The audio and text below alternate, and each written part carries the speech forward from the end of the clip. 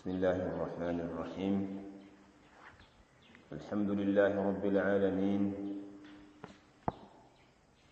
وصلى الله وسلم وبارك على نبينا محمد وعلى آله وصحابته والتابعين لهم بإحسان إلى يوم الدين، وسلم تسليما كثيرا. أما بعد، baada ya kumshukuru Allah subhanahu wa ta'ala na kumtakia ziada rehema na amani mtume wetu Muhammad sallallahu alayhi wasallam, kama tulivyoahidiana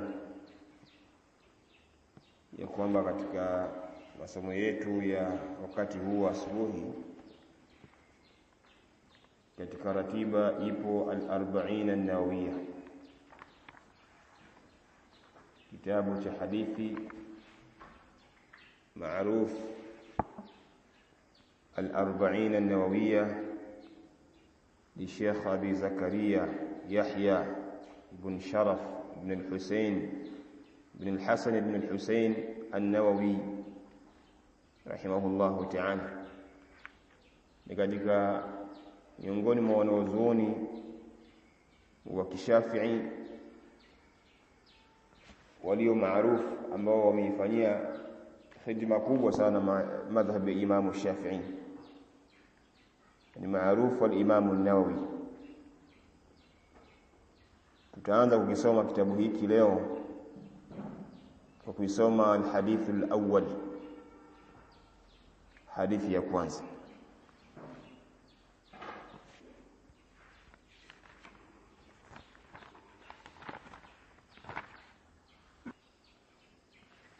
Lakini lililo bora tukianza mukaddima walau kwa ufupi. Mukaddimatu al-Imam an-Nawawi. Mukaddima au tangulizi alioandika al-Imam an-Nawawi, anasema bismillahir rahmanir rahim, alhamdulillahi rabbil alamin, kila sifa njema nastahiki Allah mlezi wa ulimwengu wote. Qayyumi samawati wal ard, aliyezimalisha kuziweka sawa sawa mbingu na ardhi.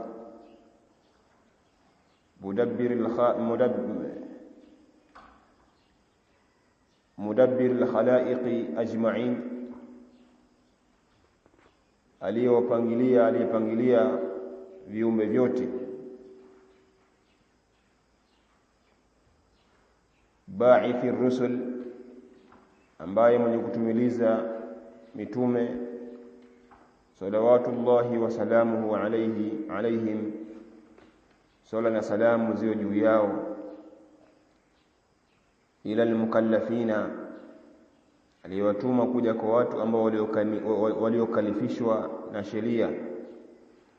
Bihidayatihim wa bayani shara'i ad-din, kwa ajili ya kuja kuwaongoza wao na kuwabainishia sheria ya dini. Bidalaili al-qat'iyya, kwa dalili za kukata. وواضحات البراهين, kadhalika dalili zilizokuwa wazi. Ahmaduhu ala jamii ni'amihi, namshukuru yeye Allah subhanahu wa ta'ala kwa neema zake zote.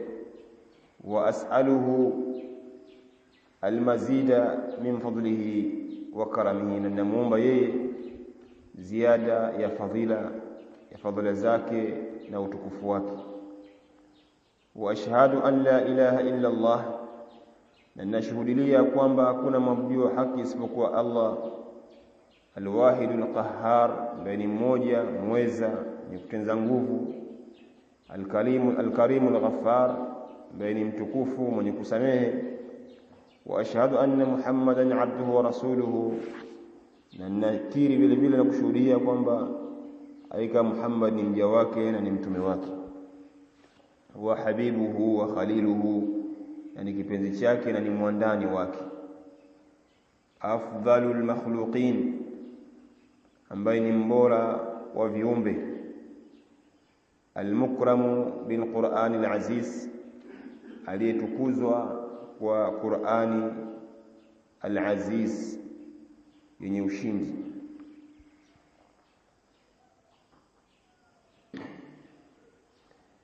Almu'jizatu almustamirrati ala ta'aqibi as-sinin, ambao ni muujiza wenye kuendelea juu ya ta'aqibi as-sinin.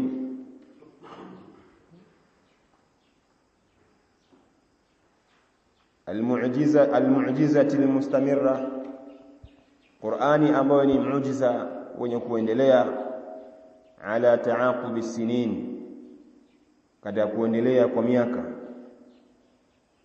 wa bisunani almustanira, na kwa sura yenye kuleta nur na sunna yenye kuleta nur,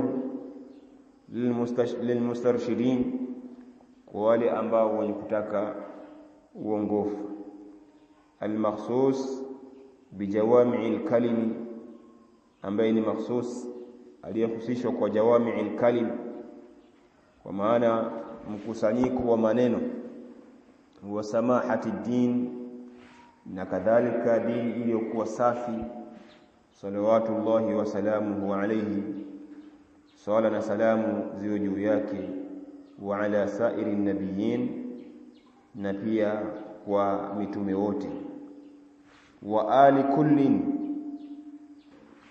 na ali zake wote, wa sairi salihin, na wote na waja wema wote.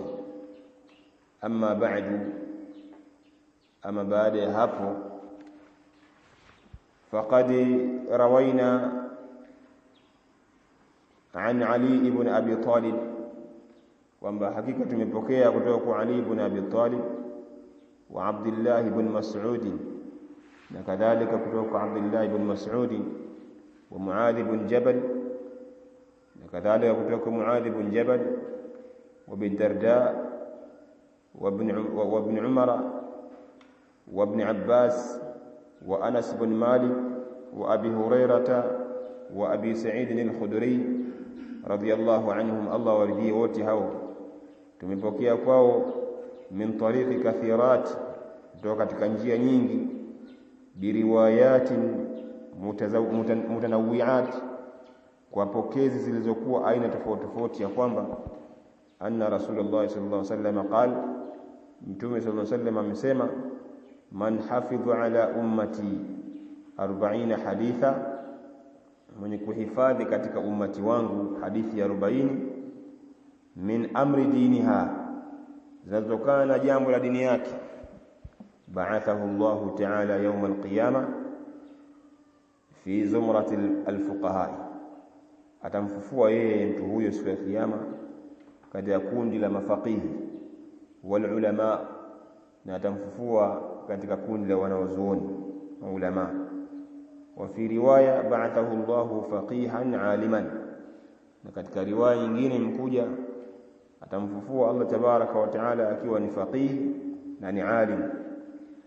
Wa fi riwayati Abi Darda, wa kuntu lahu yawm al-qiyamati shafi'an wa shahida, na mimi nitakuwa kwa yeye siku ya kiyama ni shafi'an, muombezi, wa shahida, na kadhalika ni mwenye kumtolea ushahidi. Wa fi riwayati Ibn Mas'ud, na katika pokezi za iliyopokelewa na Ibn Mas'ud, qila, amesema qila lahu, taambiwa leo yeye, udkhulu min ayi abwabil jannati shi'ta, ingia katika mlango wote wa pepo unaotaka. Wa fi riwayati Ibn Umar, na katika riwaya ya Ibn Umar, kutiba fi zumrati al-ulama wa hushira fi zumrati ash-shuhada, kutiba fi zumrati al-ulama, ataandikwa yeye katika kundi la wanawazuoni, wa hushira fi zumrati ash-shuhada, na atafufuliwa yeye katika kundi la mashahidi.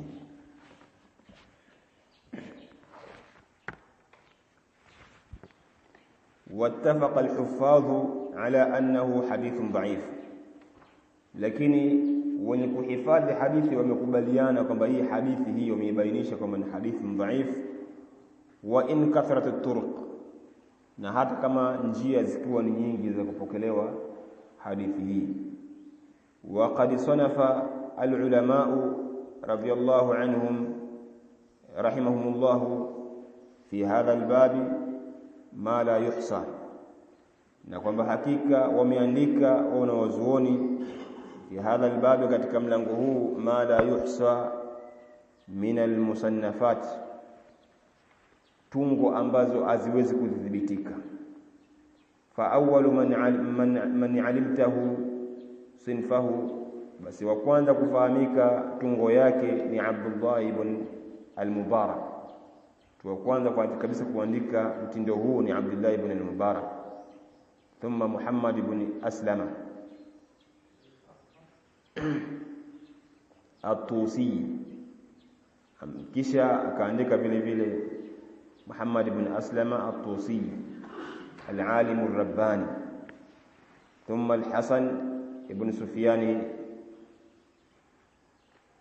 an-Nuswi wa Abu Bakr al-Ajuri wa Abu Bakr Muhammad ibn Ibrahim al-Asbahani والدارقطني والحاكم وأبو نعيم وأبو عبد الرحمن السلمي وأبو سعيد المالني وأبو عثمان الصابوني وعبد الله بن محمد الأنصاري وأبو بكر البيهقي وخلائق لا يحصون من المتقدمين والمتأخرين. wengi katika wanazuoni wameandika mtindo huu wa hadithi 40 katika hali kama hii, na hizo fadhila alizozitaja hapo nyuma amezitaja katika mlango wa kuwapa watu umuhimu. Bila shaka jambo hili ni jambo la khairi la kuhifadhi hadithi. Jambo la kuhifadhi hadithi ni jambo muhimu. Anasema وقد استخرت الله تعالى, nilimtaka mimi istikhara Allah hali ya kuwa mtukuka kabla ya kuandika hadithi hizi.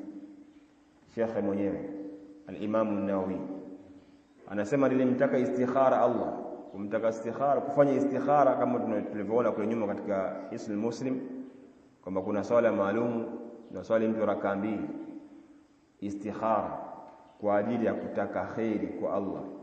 Hili jambo langu ninalolifanya kama lina baraka ndani yake, lina khair ndani yake, muomba Allah tabaraka wa taala atie khair ndani yake na kuwezeshe kulitekeleza ikiwa jambo hili lina khair ndani yake, na kuepusha akupe lingine ulifanye ikiwa halina khair ndani yake.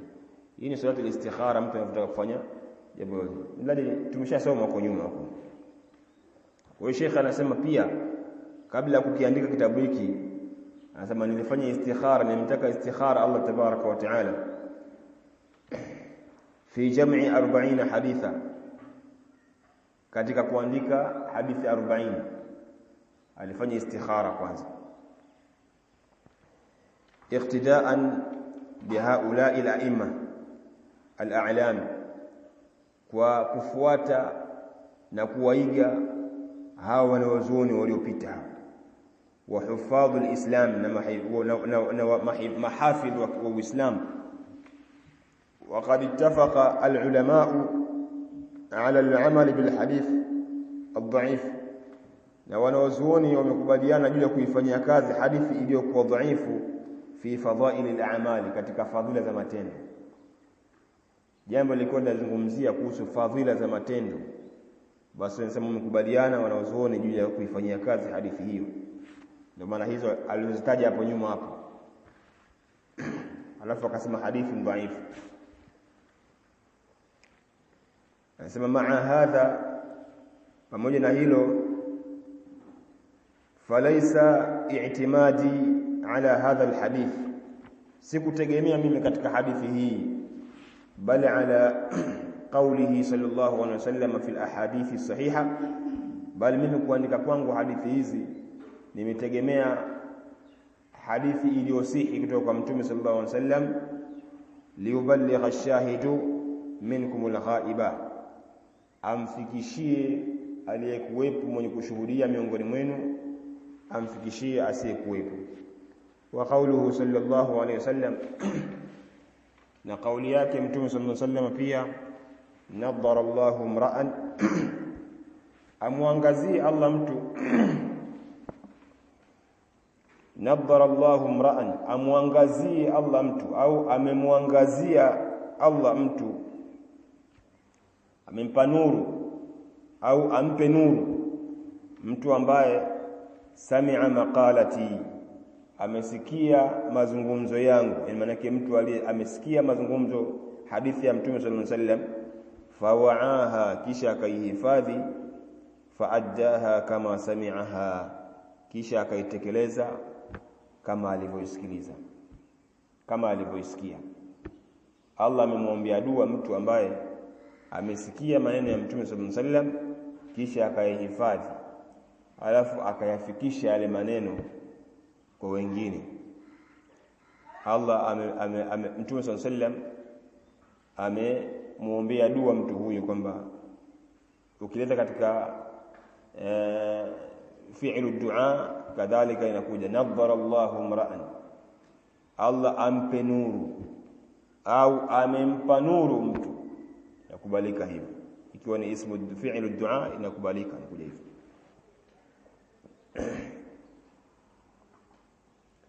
Thumma min al-ulama'i man jama'a al-40 fi usul ad-din, kisha kuna baadhi ya wanawazuoni wapo waliokusanya hadithi ya 40 katika mambo yanayohusu usuluddin, misingi ya dini, yani mfano tauhid.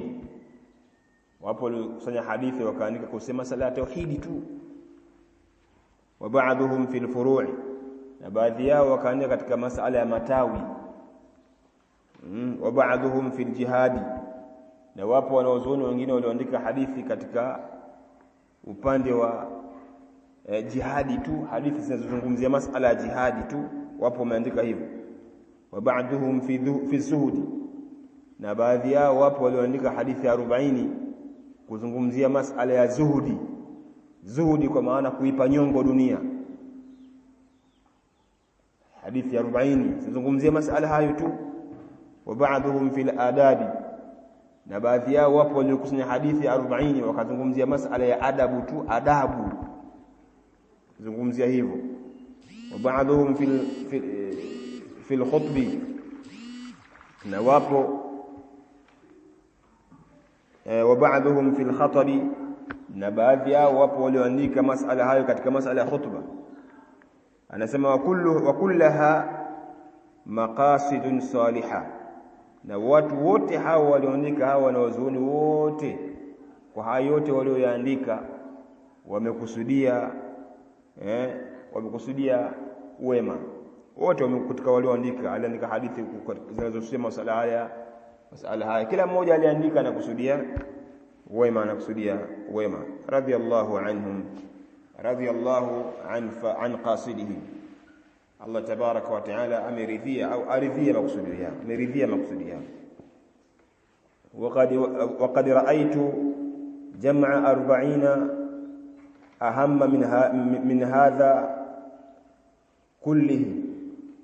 Anasema waqad ra'aytu, na mimi nimeona jam'a 40 ahamma min hadha kullihi, nimeona mimi nikusanye hadithi 40 zilizokuwa muhimu katika mambo haya yote walioyafanya wao. Mimi nikusanye haya, yani hadithi ambazo zinakusanya yote haya walioandika hapa. Wapo walioandika hadithi 40 katika tauhidi, hadithi 40 katika masala ya jihadi, hadithi 40 katika mambo ya adabu, hadithi 40 katika. Sasa mimi nimekusanya yote kwa pamoja katika hadithi zangu hizi 40. Yani ukisoma hadithi 40 hizi za Imam Nawawi, maana yake umekusanya yote walioandika wote hapa. Huyu ameandika hivi, huyu ameandika hadithi hizi. Sasa yeye anasema mimi nimekusanya yote. mambo yote walioandika wao mimi nimeona nikusanye kwa pamoja. وهي 40 حديثا مشتملة على جميع ذلك. nazo ni hadithi 40 ambazo zenye kukusanya juu ya yote hayo walioandika wao. wa kullu hadithi minha qa'idatun 'azima, na kila hadithi katika hadithi niliyoandika mimi ni msingi mkubwa. min qawaid ad-din, katika miongoni mwa msingi ya dini. Hadithi zote, kila hadithi moja, na ndivyo ilivyo. Kila hadithi utakayosoma katika kitabu hiki ni msingi mkubwa katika dini ya Uislamu. Ukichukulia mfano hii ya hadithi ya kwanza, innamal a'malu binniyati wa innama likulli imri'in ma nawa. Hadithi hii ni msingi mzima wa dini katika upande wa makusudio ya amali. Ni qaida adhima, hadithi moja tu.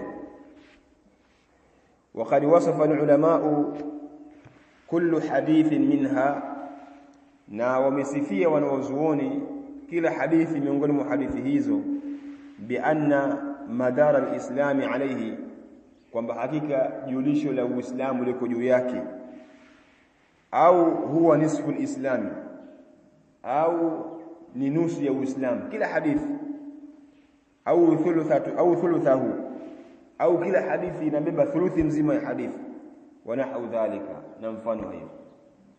Yani katika hadithi alizoziandika wanawazuoni wamesifia kwamba kila hadithi moja aliyoandika inawezekana ikawa kwamba julisho la Uislamu uko juu yake katika hadithi hiyo, au kila hadithi ikasema hii hadithi hii ni nusu ya Uislamu, au thuluthahu, au hadithi hii ni thuluthi ya Uislamu. Yani kwa maana kila hadithi aliyoandika ni hadithi ambayo inakusanya, ni shamil, wa nahwu dhalika, na mfano huo. Thumma altazimu fi hadhihi al-40, kisha najilazimisha katika hadithi ya 40 hizi an takuna sahihatan, kwamba ziwe hadithi zilizokuwa zimesihi, wa mu'azzamaha في صحيحي البخاري ومعظمها في صحيحي البخاري ومسلم. na zilizokuwa nyingi katika hadithi hizi ni hadithi zinazotokana na sahihi Bukhari na Muslim, hadithi nyingi katika nilizoandika. Nasema kwamba anasema nimelazimisha katika kuandika kwangu hadithi hizi antakuna sahiha, ni kwamba ziwe ni hadithi zilizosihi, na nyingi zao katika hadithi hizo nilizoziandika zinatokana na hadithi sahihi Bukhari na sahihi Muslim. wa adhkuruha mahdhufat al-asanid, lakini ninazitaja kwa kuondosha asanidi. Nazitaja hizi hadithi kwa kuondosha sanadi. Yani mfano hadithi inakuja hadathana al-Humaydi, hadathana Waqi', hadathana, yani zile kuna sanadi, sawa. Kila hadithi manake imekuja hivyo, ila wanawazuoni wanachofanya, kwa sababu wanawasomesha watu ambao elimu zao uwezo wao ni mdogo, haweki zile. Lakini kila hadithi hapa tunayosoma anaanza tu moja kwa moja an Abi Hurairah radhiyallahu anhu qala Rasulullah sallallahu alaihi wasallam, yani anachukua sanadi mwisho. Lakini kuna watu hapa kabla ya kufika kwa Abi Hurairah, kuna watu walioipokea hadithi hii ambao wameisimulia. Umeelewana vizuri? Kwa sababu Abi Hurairah ndio alikuwa pamoja na Mtume sallallahu alaihi wasallam. Kwa hiyo inaanza huku al-Bukhari, huyu mwenyewe huyu Bukhari ambaye aliandika kwenye kitabu chake, mfano huyu kuna sehemu alikoipata hadithi, kuna sehemu alikosoma kwa mashekhe wake, yani walikuwa na daraja ile daraja mpaka, kwa sababu Bukhari ni tabi'i, mfano katika wazoni wa matabi'i, si ndio? Haya, kuna kundi la maswahaba hapo waliosikia hadithi hiyo mpaka kwa Abi Hurairah. Sababu Abi Hurairah hadithi hiyo inawezekana watu mtu anasema anaisimulia yeye alikuwepo, lakini yeye akamsimulia mwingine, huyo akamsimulia, wakafundisha wanafunzi wao mpaka chini, ndio wakaja kuikuta. Kwa hiyo kuna mlolongo wa watu pale ambao wanaimarisha ile sanadi katika kupokea wale hadithi. Sasa kuwaweka wale wote, ule mzigo unakuwa mzito kwa watu ambao wenye ilmu changa. Kwa hiyo wanachokifanya wanaozuoni wanaoandika hadithi, wanawatoa wale wote, wanamwacha mmoja tu, yule aliyepokea kutoka nani? Kwa mtume. Utasikia an Umar ibn al-Khattab radiyallahu anhu, malaki Umar ndio ameipata kutoka nani? Kwa mtume sallallahu. Kama anavyosema an Abi Hafs Umar ibn al-Khattab, hadithi ya kwanza, radiyallahu anhu قال سمعت رسول الله صلى الله عليه وسلم يقول, sio nimemsikia mtume صلى الله عليه وسلم. Lakini Umar ibn al-Khattab, kuna watu waliwasomesha, watu waliwahadithia, na hawa waliohadithiwa wakahadithia watu wengine, walihadithiwa kabisa watu wengine, ikatembea hivyo mpaka katika kwa nani? Kwa Bukhari. Kwa hiyo Bukhari yeye anachofanya ni kuwatafuta hawa watu, hii hadithi imetoka wapi, anatafuta fulani kwa fulani mpaka kwa Abi Huraira au mpaka kwa Umar, mpaka Umar amesikia kutoka kwa Mtume. Na ni kazi ngumu ambayo walikuwa wanaifanya masahaba, wanaifanya hawa wanaozuoni matabi ambao wamefanya kazi ya kufanya kuzikusanya hizi hadithi, na mpaka wakapata uhakika wa hadithi kwamba hii hadithi imesihi kweli, ni hadithi sahihi, ni mlolongo mrefu, ni mlolongo kusafiri huku na huko, tena masafa marefu. Mfano Bukhari amesikia hadithi hapa, amesimuliwa na shekhi wake, yeye atamuuliza hadithi hii wewe umeipata kwa nani? Sasa mimi nimesomeshwa na shekhi wangu fulani, yuko wapi huyo? Singine yuko Mwanza mathalan, atasafiri alikwenda wapi? Atakwenda Mwanza. Akifika kule akamwangalia hali ya yule shekhi, hali yake ikoje, ni mtu sahihi, mtu mwenye akhlaki za Kiislamu, mtu mwema, anastahili kupokea maneno ya mtume huyu, kuyasimulia maneno ya mtume, sawa? Kisha akishaona zile katika tabia zake, jinsi alivyo, ndio atamuuliza kuhusu hadithi, kisha atamsimulia ile hadithi. Alafu yeye atamuuliza, wewe hadithi hii umeipata kutoka kwa nani? Na yeye atasema, hii hadithi hii nimesomeshwa mimi na shekhi wangu fulani. Yuko wapi? Singine yuko Dar es Salaam. Anatoka huko na kuja Dar es Salaam. Haya, atamkuta yule shekhi, atamsimulia ile hadithi, atamwangalia hali zake na tabia zake na kadha hivyo. Akiridhika naye atachukua ile hadithi. Hivyo wewe umesimuliwa kwa nani? Kwa fulani. Sasa mpaka inafika kwa mfano katika wanaozuoni wale matabi'in, wale matabi'i, umesikia kwa nani? Nimesikia kwa Umar ibn al-Khattab radhiyallahu anhu. Na Umar amesimuliwa, alisikia kutoka kwa Mtume sallallahu alaihi wasallam. Ndio inaishia hapo sana. Lakini hawa ni mwataja wachache, kuna wengi, fulani hadathana fulani akhbarana fulani hapa, wako hivyo wote, mpaka wawe wanajua kwamba yule fulani hali yake ilikuwaje. Hata kama mfano alichakufa, lakini wanasema kwamba huyu fulani hali yake ilikoje, alikuwa ni mtu mwema, mwadilifu, mwenye kuhifadhi vizuri na kadha na nini.